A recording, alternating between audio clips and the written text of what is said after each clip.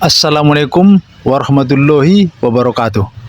Horas, semoga kita selalu dalam keadaan sehat jasmani, sehat rohani, dan sehat kantong.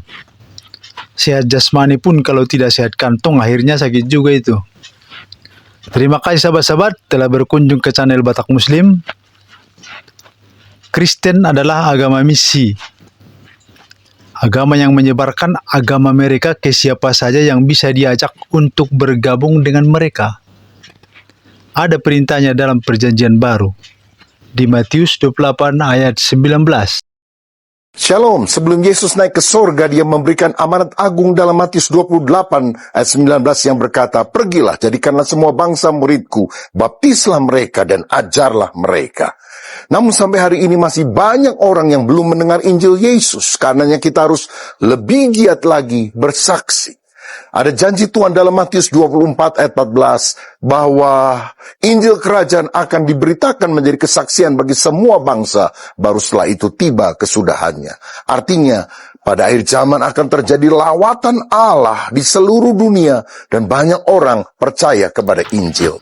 Itulah sebabnya mereka datang ke perkampungan Muslim, datang ke keramaian untuk memberitakan Injil mereka. Seperti yang ini, mereka datang ke lapangan Monas, Jakarta, tapi kelihatan sepi pengunjung.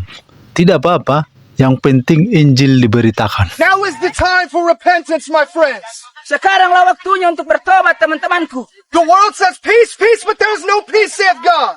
Dunia berkata, damai-damai akan datang, tapi Tuhan berkata, tidak akan ada damai. Today is the day that we call upon a gracious God.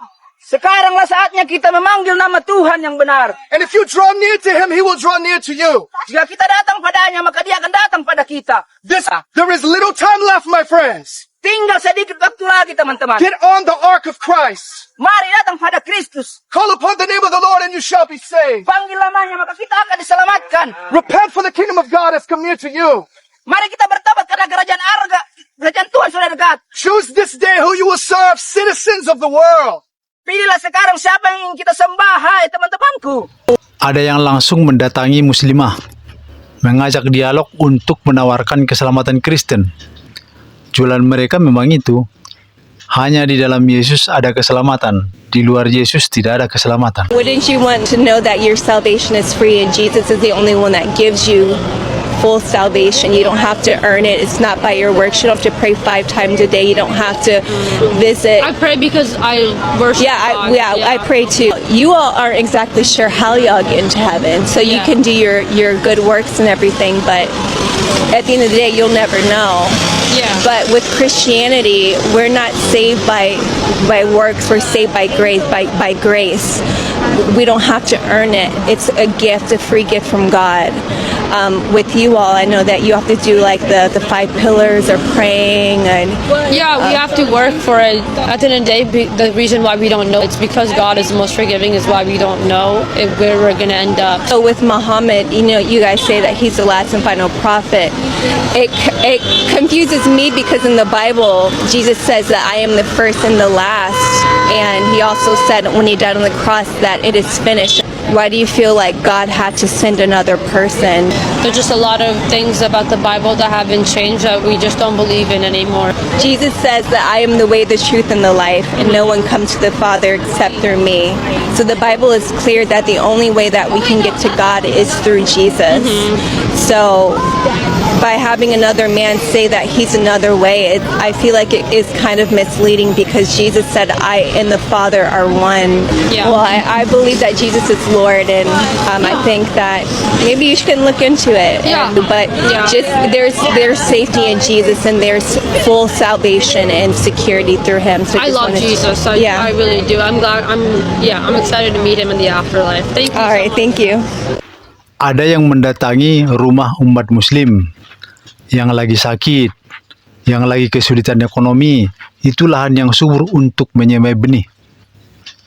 Kalau yang satu ini agak berbeda. Dia mendatangi rumah ibu muslimah yang sedang sakit dan memaksa untuk mempercayai Tuhan Yesus mereka.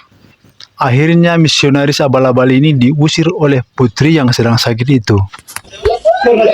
Keselamatan hanya dalam Yesus. Betul. Tidak ada keselamatan. Om saya kenapa bertengkar di sini? Minta tolong kita keluar saja.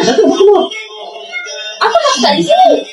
Tidak ada masalah saya anaknya. Saya anaknya. Minta tolong kita keluar saja.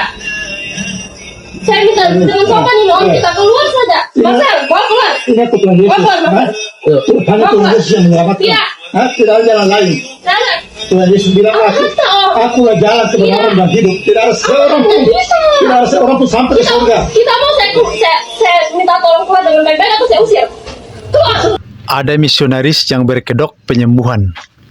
Mereka mendatangi muslim yang sakit. Kemudian komat kamit untuk menyembuhkan. Ujung-ujungnya yaitu tadi menawarkan Tuhan Yesus mereka. Kalau yang ini jangan langsung dipercaya bahwa perempuan yang berkedung itu seorang muslimah. Belum tentu. Trik beginian sudah biasa dalam tipu menipu penyembuhan.